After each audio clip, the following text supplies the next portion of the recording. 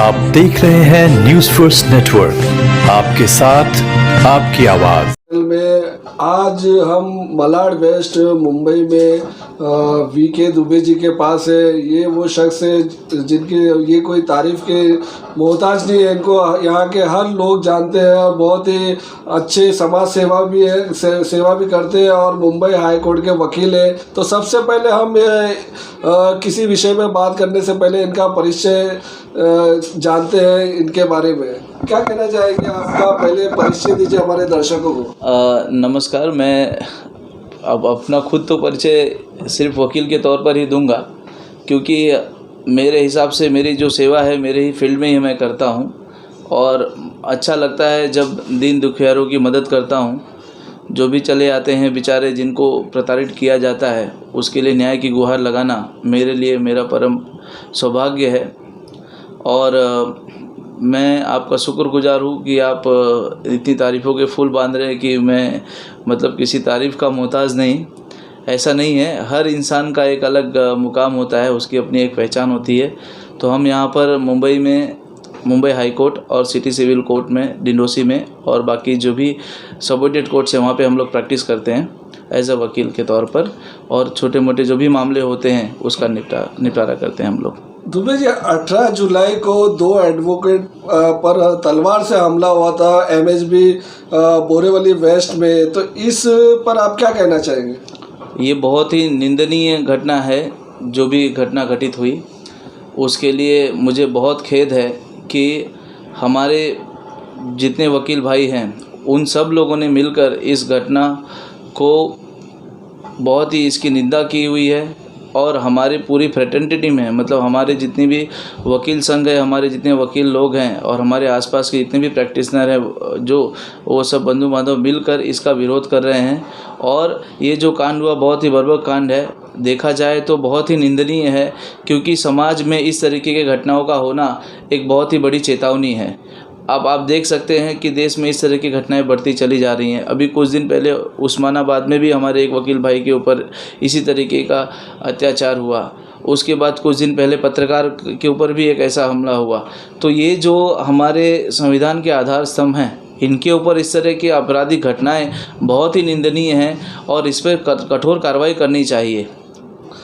जैसे एडवोकेट और पत्रकार पे आपने कहा कि जो हमला होता है तो ये देश की व्यवस्था को कमज़ोर करता है, तो इससे आप क्या सेंट्रल गवर्नमेंट सरकार से आप क्या मतलब कहना चाहते हैं एज ए वकील?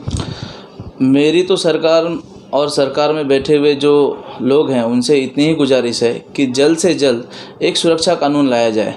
जिस तरीके से एडवोकेट्स प्रोटेक्शन बिल की कई समय से मांग हो जा रही है, कई वर्षों से इसकी मांग है, किंतु अभी तक इसको कुछ भी मतलब पुरजोर तरीके से इसकी तैयारी नहीं की गई, ये लाया नहीं गया।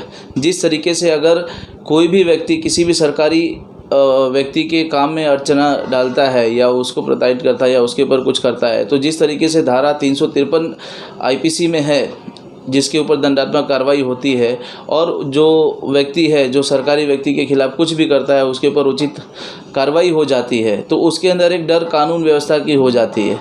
किंतु आज आप देखिए तो समाज, जो वकील पत्रकार, इनको लेकर कोई भी ऐसा प्रोटेक्शन बिल अभी तक गवर्नमेंट ने लाया नहीं जिससे कि इनकी सुरक्षा की जाए। और इन दिन ब दिन जिस तरीके इस से ये सारी घटनाएं हो रही हैं आसपास के परिसर में, वो एक चेतावनी है कि हमारी जो कानून व्यवस्था है वो कहीं ना कहीं डगमगा रही है।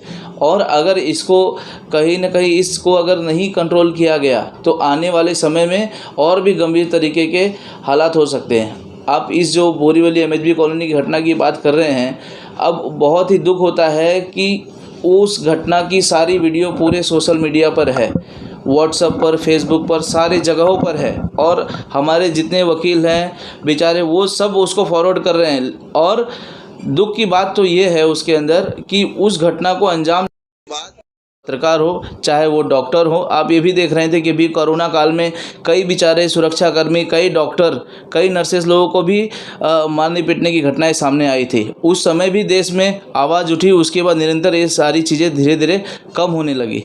तो कहने का तात्पर्य यह है कि क्लाइंट का आपसी विवाद कुछ भी रहा हो, ज़मीनी विवाद हो या कोई किसी भी तरीके का विवाद हो, किंतु एक पेशेवर इंसान के ऊपर इस तरीके की घटनाओं को अंजाम नहीं देना चाहिए। जिस तरीके से लोगों के अंदर ये हो गया है कि वकील हो चाहे पत्रकार हो या डॉक्टर हो, उसको हम मार के पीट के उसको दबा लेंगे, तो आप केंद्र सरकार और राज्य सरकार से क्या अपील करना चाहते हैं कि वो जो लोगों के अंदर भय पैदा हो गया कि हम इनको मारेंगे पीटेंगे और दबा लेंगे, तो आप केंद्र सरकार राज्य सरकार से क्या अपील करना चाहते हैं? उनको जामीन मिल जाती है, बाद में वो खुलेआम घूमते हैं, उसके ऊपर कौन सा एक्ट लगेगा, ऐसा क्या एक्ट लगवाना? ये बहुत ही अच्छा है जो आपने ये सवाल मुझसे किया।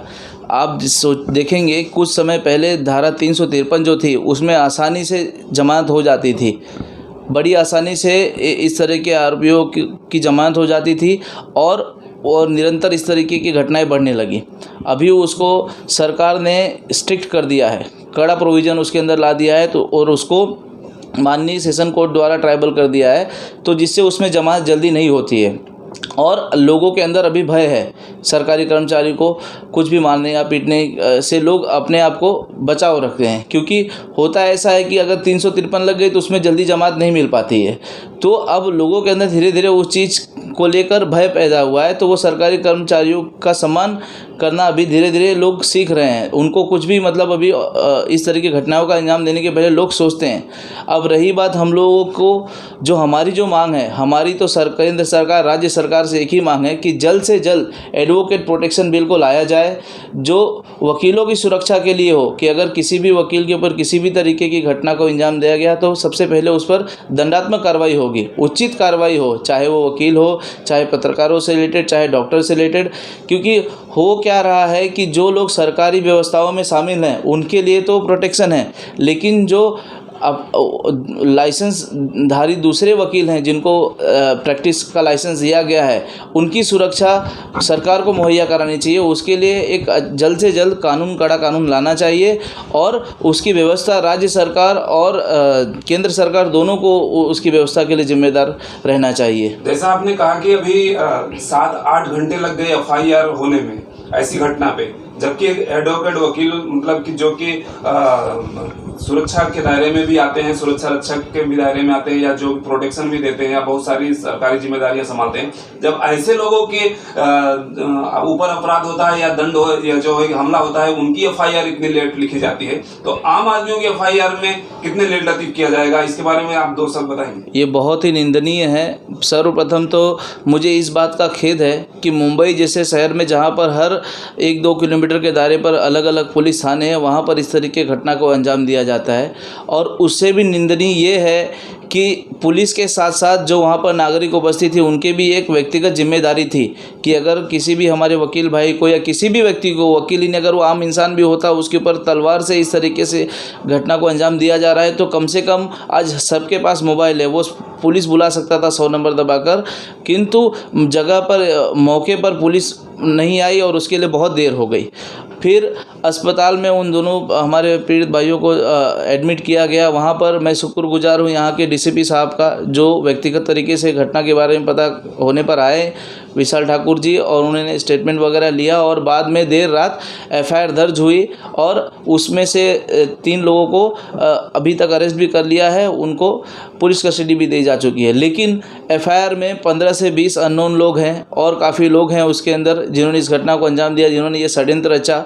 तो उन सब लोगों को उचित सज़ा मिले और कोर्ट कचहरी और बाकी जितने भी हमारे वकील भाई बंधु हैं वो सब प्रयासरत हैं कि किस तरीके से इस घटनाओं को फिर दोबारा इस तरह की घटनाएं नहीं घटे समाज में, क्योंकि समाज में इसका बहुत ही बुरा इम्पैक्ट होता है। आप देखेंगे कि अगर इस तरीके की घटनाएं निरंतर घटती रहीं तो उससे समाज में, सोसाइटी में, बच्चों पर, लोगों के दिमाग पर एक गलत प्रभाव जाता है इन चीज़ों का। तो इसको किस तरीके से रोका जाए वो हमारी प्रथम जिम्मेदारी होनी चाहिए। बहुत बहुत धन्यवाद हमसे बात